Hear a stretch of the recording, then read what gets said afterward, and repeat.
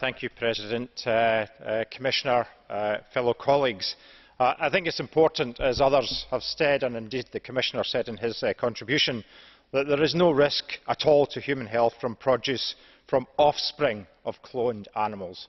And I stress there the word offspring of cloned animals rather than the particular issue of cloned animals themselves, because there are two separate issues here, I think.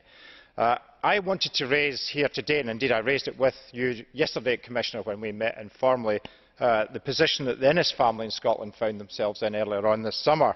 They are a long-standing farming family in Scotland who are very dynamic go-ahead farmers and always have been searching to use the best genetics from around the world.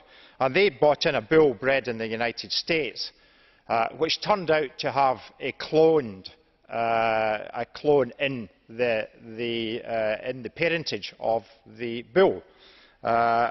They asked all the questions at the time about the use of the animal, and it was able to be used on the farm. They did not understand that there was any issue around it because it was an offspring of a cloned animal rather than a cloned animal itself. And they now have 90 females bred from that particular bull on farm, worth somewhere in the region of £200,000. It is only when they started to consider selling the milk from these animals as they became old enough to produce that they discovered there was a problem.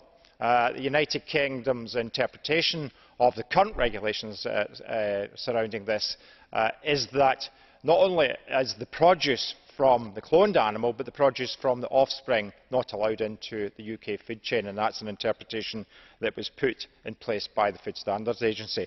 That has meant that these animals are worthless, except, of course, if you move them to another member state where there is a different interpretation and the animals and the milk from these animals would be allowed to go into the food chain, or indeed if you sold them back to the USA.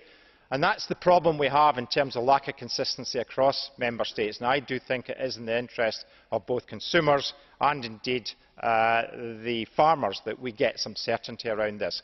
And I think that in terms of where the Parliament's position is, we have went too far in saying that the meat and milk and products from the offspring of cloned animals should be banned from the system.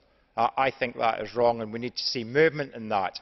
It seems to me that we have to accept that and from all the scientific evidence suggests that there is no difference between these animals who are offspring from any other animals, and they should be allowed into the food chain. And I hope that at some stage over the coming months we can see some compromise and introduce certainty that reassures both consumers and farmers on what is a very sensitive and emotional issue. Thank you.